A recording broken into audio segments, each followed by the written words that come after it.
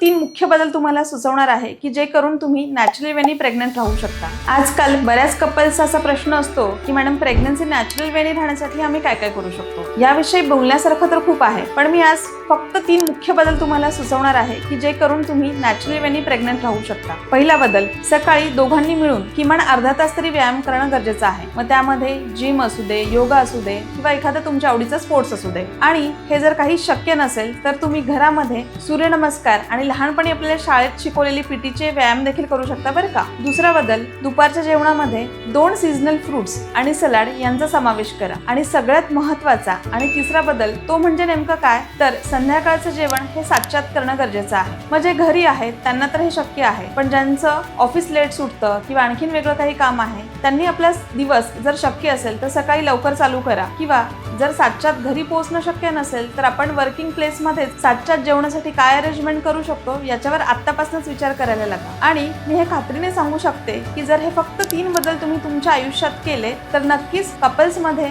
Within 3 months तुम्हाला positive changes दिसून येतील, हा आमचा अनुभव सांगतो। आणि जर कुणाला या चेंजेसमुळे नॅचरल वेनी प्रेग्नन्सी राहिली तर आम्हाला नक्कीच कळवा बरं का। आमचा उद्देश हा नेहमीच प्रेग्नन्सी नॅचरल वेनी कसे राहील हा आहे। जर नॅचरल वेनी प्रेग्नन्सी राहण्यामध्ये तुम्हाला काही अडचणी येत असतील तर नक्कीच DM करा, आम्ही तुमच्यापर्यंत पोहोचून त्या शंकांचं निरसन करण्याचा प्रयत्न करू।